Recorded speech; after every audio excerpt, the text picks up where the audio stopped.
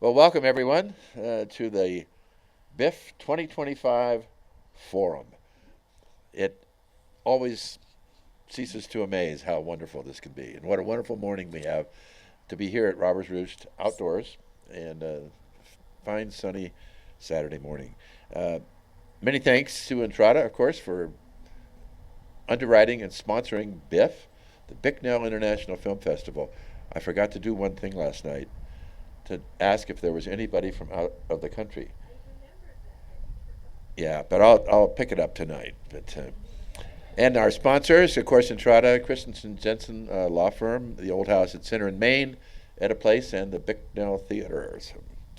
And looking behind us, you see the current status of our capital campaign results. Uh, uh, will be the new performing space and housing for guests. And if you want a tour, happy to do it. Uh, our special guests, Kevin Holdsworth, Jennifer Sorensen. Thanks. You're brave. We are. There's nothing to it, really. Just got to shake that sign. Tell all our secrets. Well, that's kind of my next questions. Okay. Tell us a little bit about your background. Jennifer, go ahead. My background in life in general. Yes. And Where did you grow up? I grew up in Logan, Utah. Oh, okay. My parents and extended family, lots of college professors. I went to the University of Utah as an undergraduate. Okay. I worked in a lot of retail jobs, Nordstrom. Did that kind of thing, which was kind of exciting to be in that kind of. What did you vibe study at the U? in English. Okay. I currently teach English at Southern Utah University. I've also taught English at Western Wyoming Community College. Okay. And a lot of places, like I was a trunk teacher for a long time, was an adjunct teacher, threw everything in my trunk. Yep, so Yeah. drove around. So that's a little bit about my Okay. background. Kevin, how about you? I grew up in Salt Lake. I went to the same high school that Barry Scholl went to. I think he was a couple years younger. And I studied skiing at the University of Utah. Graduated with honors in that field. Got lost for 10 years and then decided to go to graduate school at Utah State Where I we met. Jennifer. We had a cabin just over here for 31 years. So it's great to be back in Wayne, In the Wayne neighborhood, County. in the And field. As far as film, I teach because young people won't read books anymore. I teach a lot of film, and I'm a teacher too. A lot of film, just because it gives them something to write about and talk about that doesn't require that horrible thing called reading. Yeah, it's old-fashioned. Talk about those early days in Torrey. You know, I don't want to get off track, but people in Ridgefield now are saying they don't want to become Moab, which is not going to Don't happen. worry. Never, never, never. But in the late 80s, when I started here, we were all worried it was going to become the next Moab, and of course that didn't happen. There's no mountain biking, there's no river. And what developed here was a lot of folks who had retired, and then they developed this arts community, and good restaurants and things like that. So it's really turned into a nice town. Yeah, it was different in the late 80s. It was very small. We all knew what was going to happen, but I think it took a lot longer. And like every other thing, there's goods and bads to the hotels and restaurants. There's an arts center here. There are very interesting professional type people, and so a lot of the changes I think have been good. Good, thanks. Elvis, how did you develop an interest, or what triggered that for you? Either one of you, both of you. Why don't you start and then I'll add? I think you ought to start, I think. Well, the pop culture, the idea of Las Vegas, living in the West, excitement. Really, I owe it to a former colleague, Western Wyoming Community College, Karen Love, who had found an article when we were working up there and said, look, families are going to Las Vegas. People are getting married there. And we weren't married. We were living together. We weren't married. And we did it. We did it one weekend. But his interest in Elvis might be different because he likes to imitate Elvis. Yeah, Well, I do, but it was Graceland Wedding Chapel yeah, it where we was. tied the knot in. We did.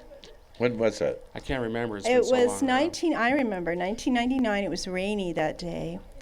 All our families were together, which is kind of amazing. And I had a daughter 9 and daughter 12, so we did a blended family. And we got all of our families down there. And some parts of our families were conservative, but they showed up for that for us. I don't think they thought we were going to last. And they were having some fun on their own. But it was 1999. Uh-huh. And we got the Elvis package. And $300. It was Yeah, we the, did. More Flowers. rotund Elvis, excuse me. Yeah, and in his white outfit. He was a little overweight. And he gave us a concert, 3 songs, and he tried to explain how Suspicious Minds Fit our is a love situation. song. And it's not. It's It kinda it's a is. bad love song. It's a song of jealousy and paranoia. I suppose that's love, but it was the funniest thing. Now I want you all to know this really is a love song. And he starts in on Suspicious Minds. So he walks me down the aisle, and that song comes on, and I'm like, what? I had a hard time selling my parents about this wedding anyway, and they were down there just having their own fun, right? We So- spent the night in what's now called the OJ Hotel, Yeah. Suspicious Palace Minds. Station, because we could afford it. Because it all was a that. good deal. We could barely get the gas money down from Wyoming. That was quite a drive, and we'd borrowed a car from Kevin's dad, and of course, because ours had died on Friday the 13th on the way down from Wyoming. And the guy in Green River, Wyoming wouldn't come and tow our car because it was Friday the 13th.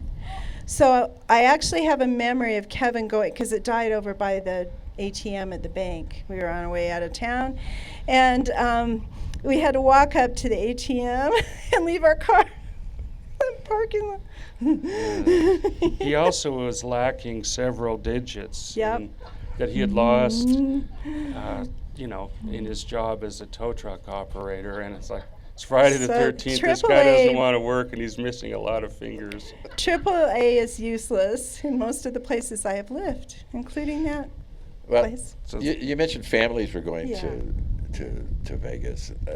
Yeah. And what's the past? I mean, it's almost 50 years Yeah, since it's a long Elvis died. time ago. Yeah. Well, we had our wedding.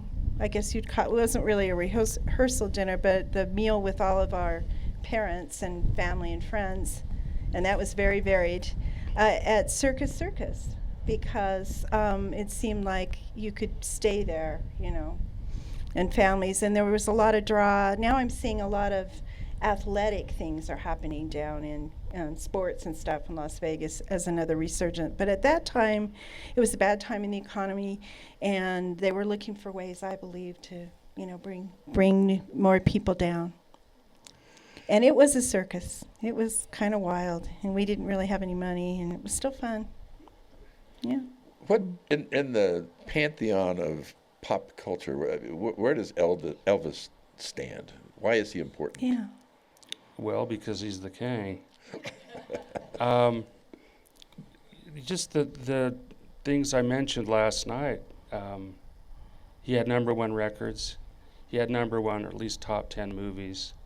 And soundtrack records were #1. He was just a gigantic star. And And he was good looking. yeah, he's He great had looking, charm. could move, he could, he was a natural singer, of course. And my spin is, this is going to sound a little bit weird, but my good friend Wallace Stegner used to Our talk good about the idea of wilderness, right? And for a lot of us, we know wilderness kind of firsthand. We go out a lot, da-da-da-da. He did that too, but his idea was, it's the idea of wilderness that is important. It keeps us sane. We know there's some places that aren't developed, da-da-da-da-da.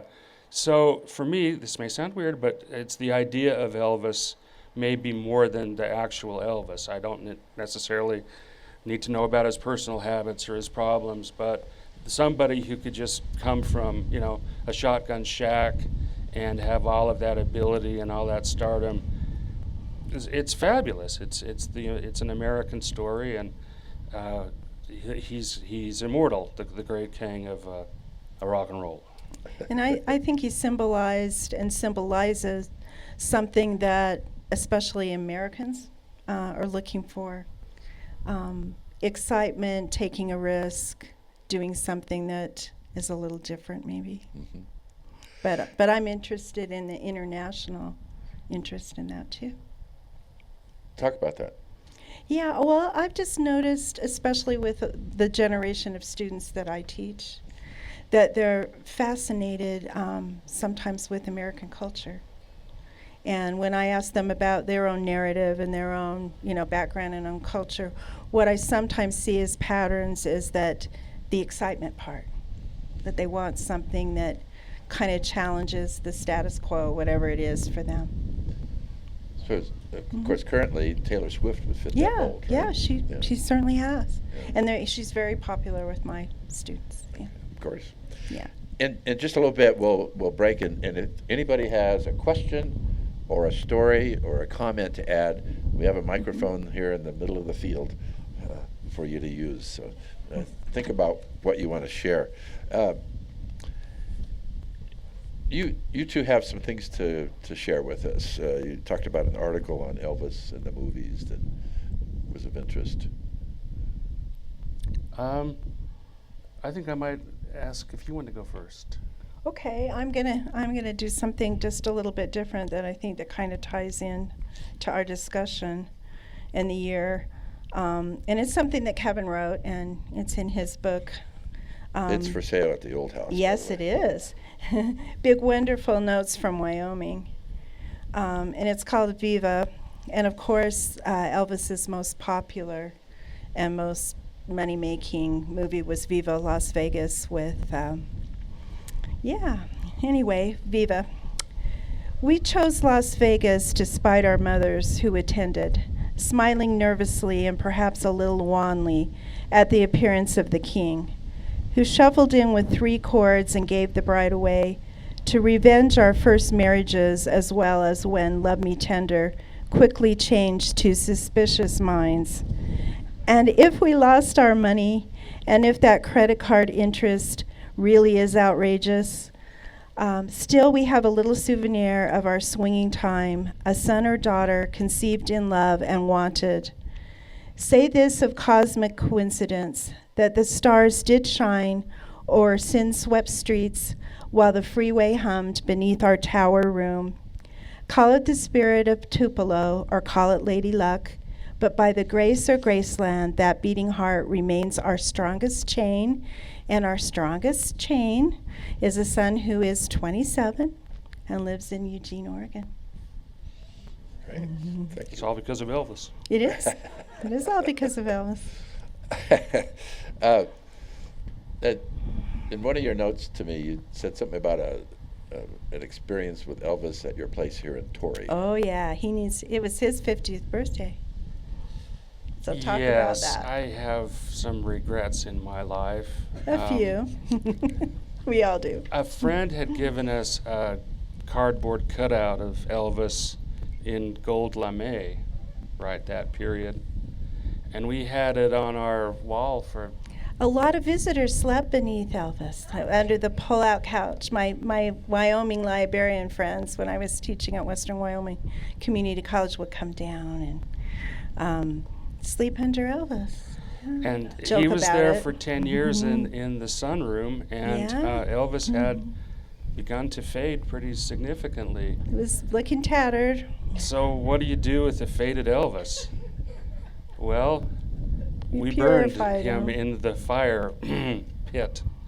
There are pictures on my 50th birthday. I hadn't grown up yet. So yeah, we burned Elvis. It was, We sort of paid like the the price. American flag. You can't put it in the Probably garbage. shouldn't You have have to done that. you have to burn it if the First Amendment allows it. So we burned Elvis, and it didn't bring us good luck. Let's just put it that way. Not for a few years, Yeah, no. Eventually it did. Symbolic birthdays. There's more to that story. You didn't have good luck because of that? We had some good luck. Okay. I don't really want to talk about it. Okay. We all Everybody's have got our a ups few and secrets. downs. Anybody have a question or story? Rick, look like you're Hear your ready to go. story. Yeah. And when you do this, tell us your name and where you're from. This will get edited. Hang on, Rick. He hasn't got sound up yet.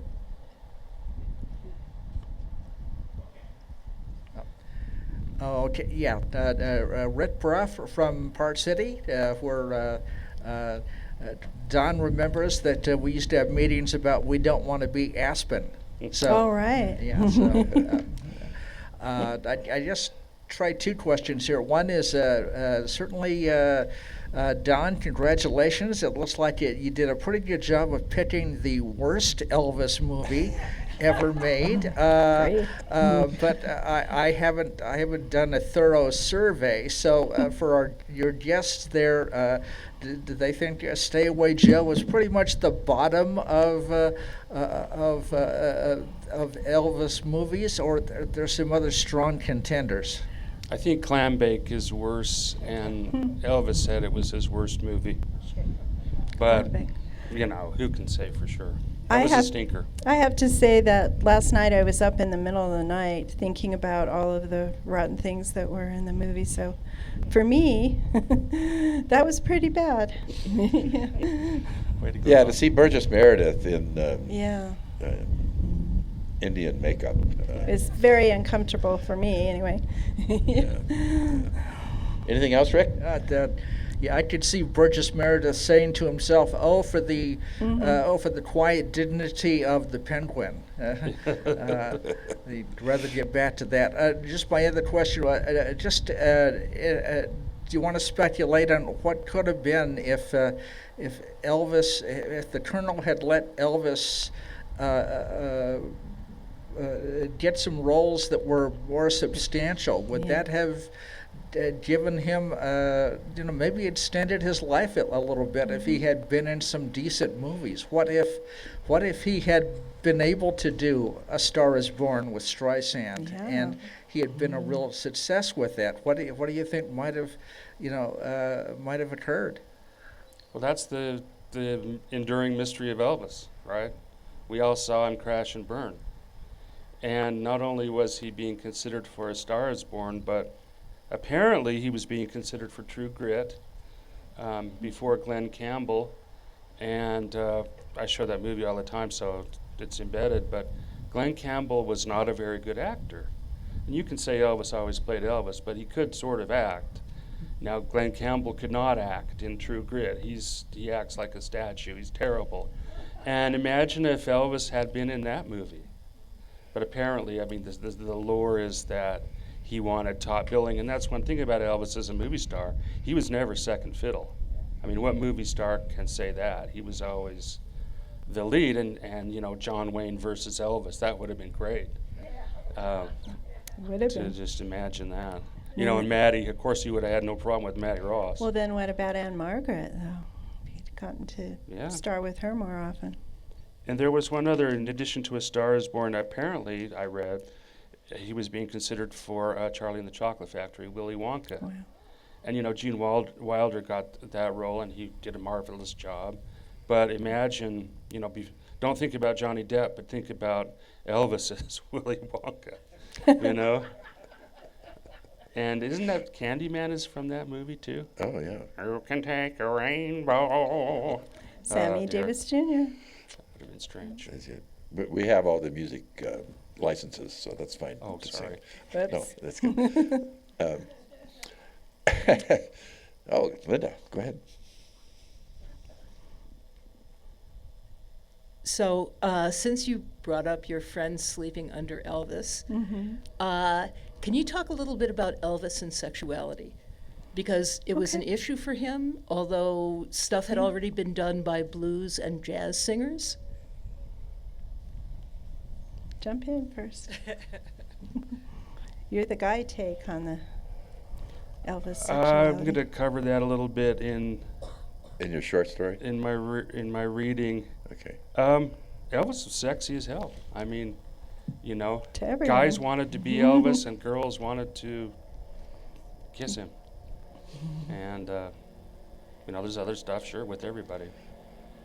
But yeah, Elvis's downfall is sad and pathetic. And you know, how do you deal with your 40s? We all have to do it. Looks like most of us have Most gotten of us through here that have time, done it. right? Then there's your 50s and so on.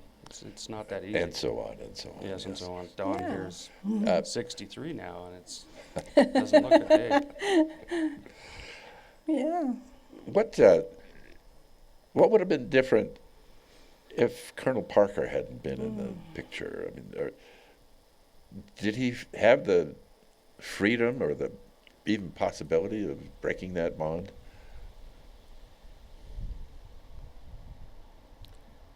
Well, yes and no. I mean, people blame Colonel Tom, but you know, Elvis was an adult.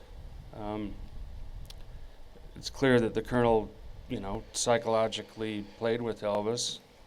But I think it was maybe in some ways it's just the money. You know, Elvis was making at least $1 million per movie. Just enormous pressures from the studios and everything else. And you know, yeah, Elvis had some agency, and certainly the Colonel ran his life, but that's certainly not the first star that's happened with. You know, the Svengali running the show, whether it's mom or dad or somebody else. You know, it's sort of like, you know, I admire Michaela Schifrin, the great skier. Well, her parents pushed her to that. You know, she just had that gift, but without her parents or every other tennis player or ski racer, golfer, they're pushed, and sometimes they lose a lot. They, you know, look at Michael Jackson, they lose their childhood and they can't deal with the rest of their lives.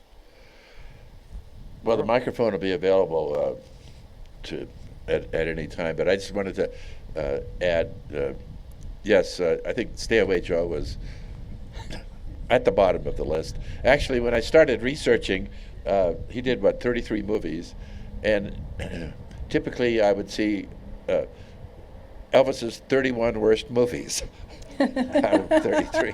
So, A lot to pick from then. yeah, there was, and it's all in the eye of the beholder, as you pointed out. Many of them were box office successes, and that's a tribute to you know, his star power. But for the discerning film goer, wow, yeah. Yeah. Well, we should talk about the best, you know, to be fair. And I think the consensus seems to be the best one is Jailhouse Rock. But I wanted to ask what you thought. Go ahead. Well, I like Viva Las Vegas, but I'm always kind of an outlier, so yeah. I mean, I think just the spectacle of Jailhouse Rock, which is, I think, his second movie. You know, the black and white, the stage, the great song, the moves. That, I think, maybe blazed a trail that hadn't been blazed before. But, you know, just because someone's popular, as we know, look at Nickelback, right? They're terrible, but people love it. You know, and Elvis's movies aren't that great, but it's still Elvis. You know, people obviously went to see them, still do. And they'll be there tonight Yeah. as well. Kevin, you've written several books. Goodwater, of course, which is a veiled story of Tory, and your climbing book and the big wonderful. Before you start the story, did being here as a guest inspire you to write this? Absolutely. Okay. Yeah. Well, go ahead and share that with us. So this is a brand new short story. There's a couple of audience participation. If you have your device, oh my gosh, Could someone pull up a 1974 Chrysler New Yorker? Or just Just to show visualize one. the picture. If Just if anyone- you're familiar with cars, though, Anyway, it was a get big, an it was a idea. big It's car. a visual. It's okay. So picture a gigantic car from 1974, okay? Who's Melvin Dumar? Anyone know? Rick Bruff. The guy who gave a ride to Howard Hughes. Yes. That's right. Yes. By the way, Melvin and Howard was the first film shown at the Sundance Film Oh. Festival in Park City. I didn't know that. Yeah. Wow. Wow. So I knew about Melvin Dumar's amp, and that's where the story started. He really did have an amp, and he was a singer, and Howard Hughes' chauffeur. It's called Reverb Deluxe. It's not too terribly long. It was south of Pahrump, Nevada in late October 1974. You all remember Nixon resigned in August of that year. Certainly this audience remembers that. Our show and tell. My friend Jerry and I were in a band, and we were picking up an amp from a guy who said he had it stored in his sister's garage in Pahrump. Jerry had run into this guy in his gas station in Willard, coming back from the City of Rocks, and they started talking music, and he's got a photo of a 65 Fender Deluxe Reverb 22-inch amp on the wall, and it says for sale. So they made the deal, only we had to go pick it up in Pahrump, and that meant driving down there from Salt Lake City. Jerry and I were in our first year of college, and we'd become friends living in the dorms, and we had a lot in common, like rock climbing and liking to jam to rock and roll. Our band was called the Dead Babies. Sorry about that. And that was one of the problems.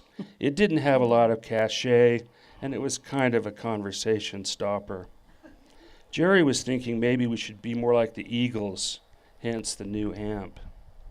I didn't have much going on just then, so I said to Jerry, "Hey man, I can borrow my old man's brand new car maybe, and we'll stay in Vegas after we get the amp and have us a good time."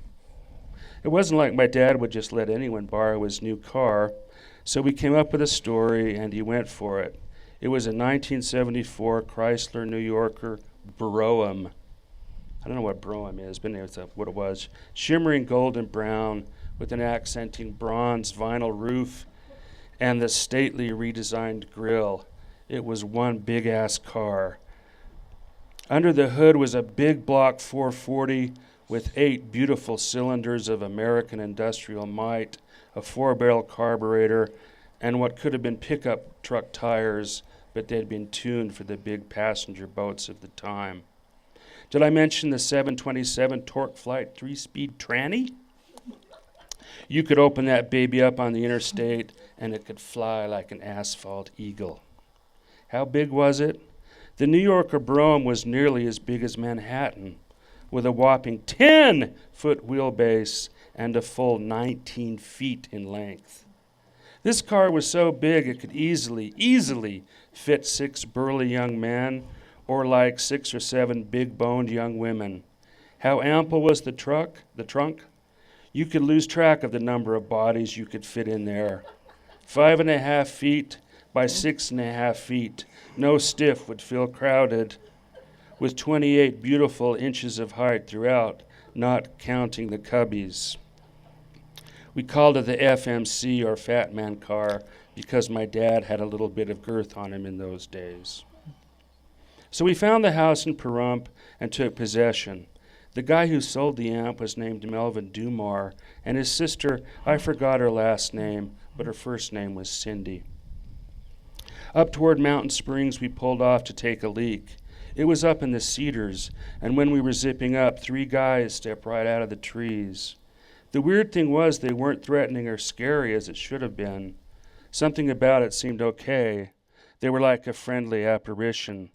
And the one guy in front said, "Howdy, partners."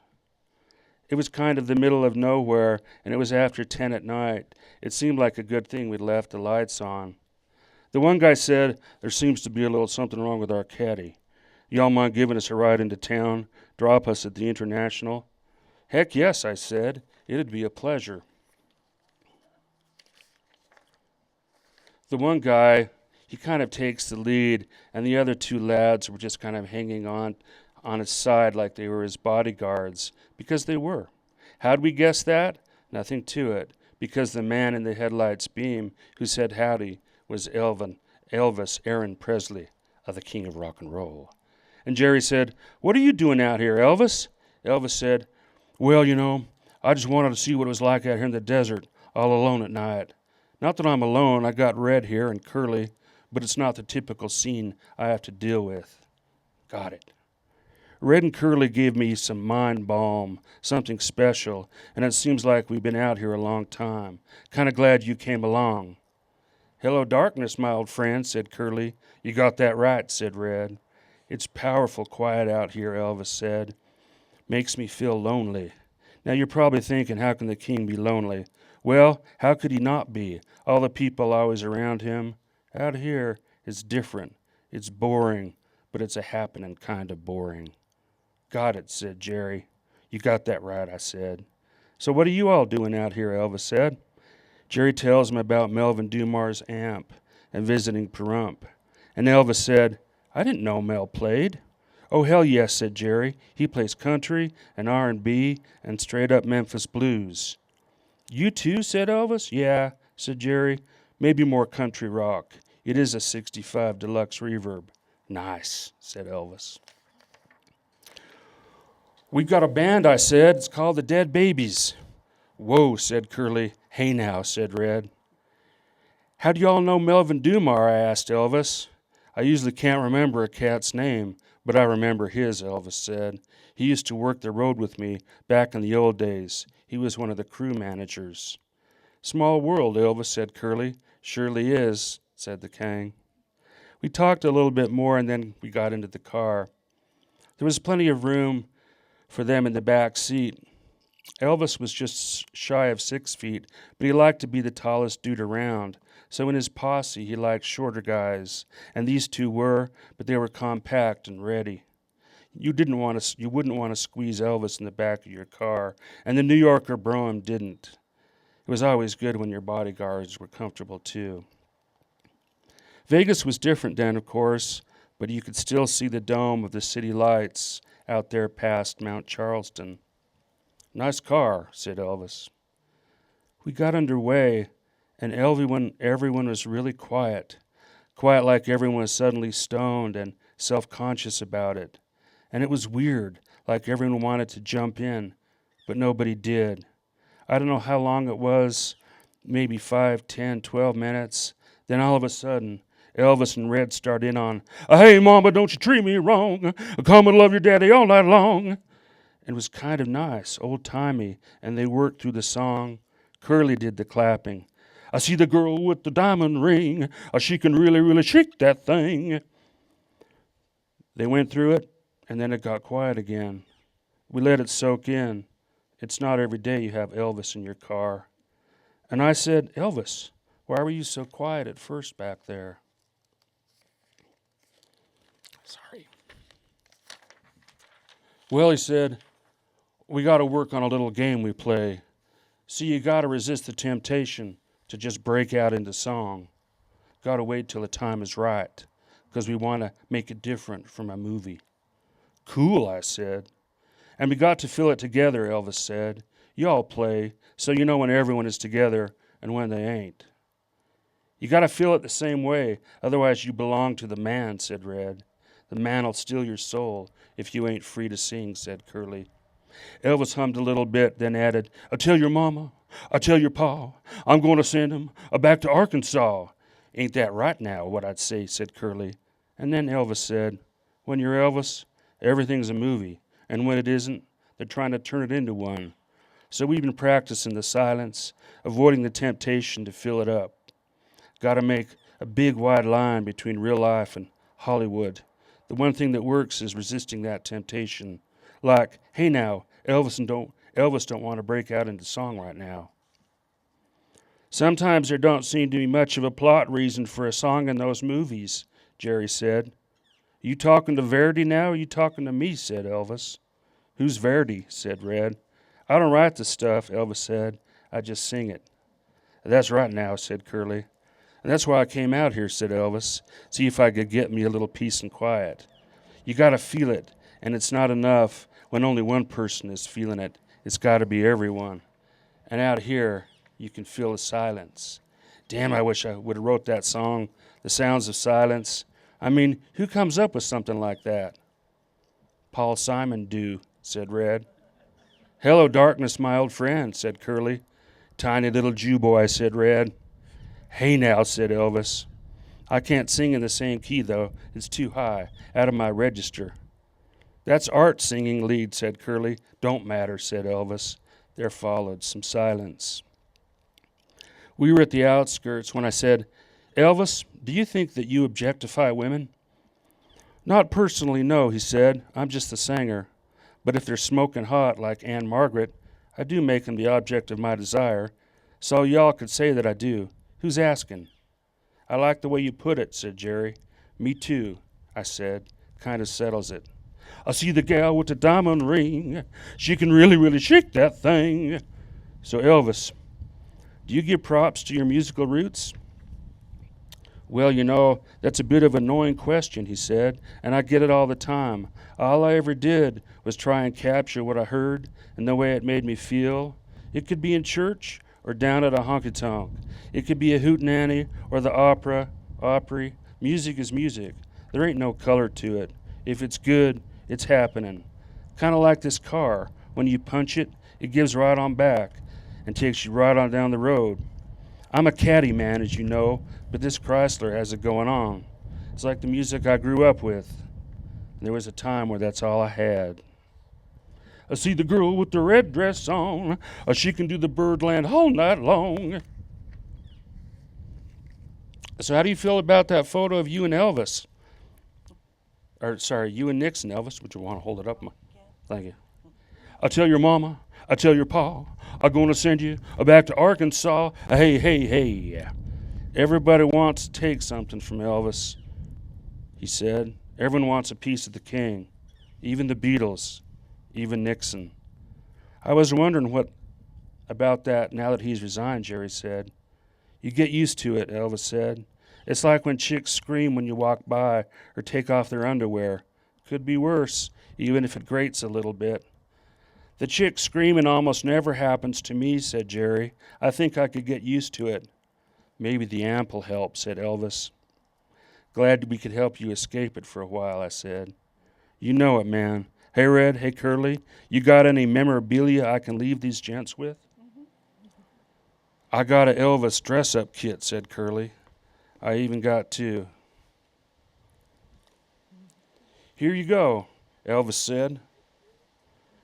As we pulled up to the International, it was a big circular drive with lots of lights. He gave us each 100 and a dress-up kit. Thank you. Thank you very much, I said. Hope you have good lucks with Mel's amp. And if you see him again, tell him the king says hello. Hey, hey, hey, Jerry and I said together. Theater's dark tonight, Elvis said, but I got a special code you can use at will call, and I can get you into backstage. It's Lisa Marie's Mighty Fine. Just say that, and there won't be no questions. Get you in and get you backstage. I'm all thinking you can remember that. Surely, said Jerry. Surely, hell yes, I said. Y'all take care now, and don't let them send you to Vietnam. Nice to meet you too, Red and Curly. And that's how I got to meet the king. And it was all because of Melvin Dumar's amp and my daddy's big, fine car.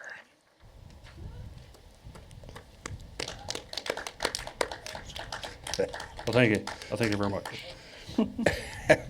That's a great story. Can I throw a question out to the group? Sure. See if they know it. Do you know where Elvis got married? Do you know the year where he got married? Anybody want to take a guess? Do you remember, Kevin? He got married in 1969 in Las Vegas, Nevada, to Priscilla. In the Aladdin In the Aladdin. Hotel. Okay. So for me, I think it's very significant in my Elvis story that Elvis started the tradition of getting married in Las Vegas. That a lot of people got married there. There you go. Still do, I think. You know, Elvis played the Salt Palace in 1971. Really? Oh, you weren't there? No, we were pretty Wasn't born yet. to be there. Maybe you were there. You're older than I am. I remember the Salt Palace. I do Sometimes it was too. hard to see the stage. It Yeah. was because of the smoke, but yeah. Yeah, That's All That Right. was later on. Was when I the was a teenager. first song, I Got a Woman, etc. Nice. Can't Help Falling in Love with You. That was his That's closing right. song. Wow. Yeah. So what's next for Kevin and Jennifer? That's what's exciting. We're tossing around different ideas. Depends on paid work stuff and things like that. But more adventures for sure. More writing adventures for sure. What do you think? What's ahead for us? We're lucky to be here. Yeah, Enjoying every day. it was, Yeah. I didn't think we'd really leave Torrey, but it was kind of hard, and when we did, and now it feels good. We're at least part-time over in Paiute County. It was too crowded over here. It was. So we went to Paiute. We've restored an old historic pioneer house. Having a little fun with that. Yeah. Yeah. So, On Main Street, come by and say hi. yeah, Junction is not Aspen, No. Moab, or Torrey for Or that Torrey. matter. Or Green River, Wyoming, where we also had a historic house. Yeah. Yeah. Is Kind any- of patterned back to that. Y'all know Thought we where? were done, but we weren't. Sorry. Y'all know where Paiute County is? Well, you know how Paiute County was formed. There was a dispute with the folks in Wayne County, so they just Oh, of split it. course there'd be that connection for us. Yeah. Yeah. That's good. Anybody else? Questions? Comments? Okay. Stories. Nobody else has an Elvis. Did anyone in this group get married by Elvis or in Las Vegas? I want to ask that tonight to the group tonight. we can do I that, think there's sure. somebody else besides me. We've got another good crowd Yeah. set up for tonight. So. Go to the microphone, Okay. please. Oh, you did? The one on the outskirts? I have to go by. Right there. Oh, Right there? that's great.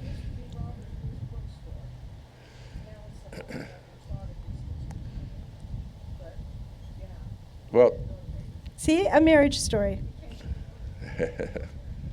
I did See? know Ward and Gloria. They were dear people, and they built this literally by hand.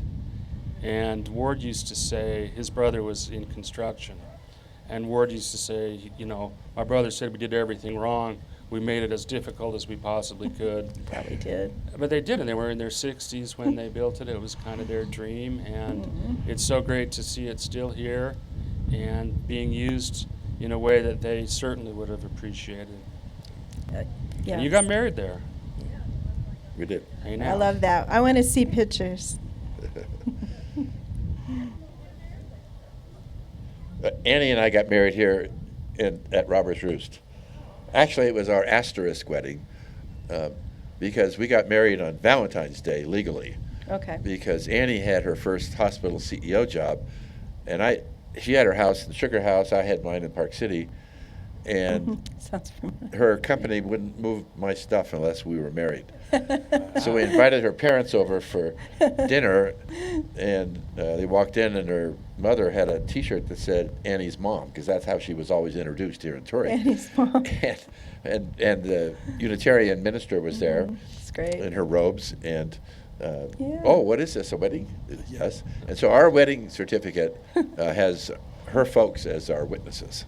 So. Nice. Family But matters. we had already sent out invitations for a May 5th wedding here, so we went ahead with it, and we call it our asterisk. It's sort of like Roger Maris and his home runs. Yeah. It's wonderful. Well, Kevin and Jennifer, thanks so much. Thanks for having us. Thank you. Delightful background, and of course, Kevin, it was the shrine in your office that sold me that you guys Really? should be here. That's Now good we to know. It's Yes, good to know. I have. He does. I'm not sure my students know who Elvis is, but I do have a shrine.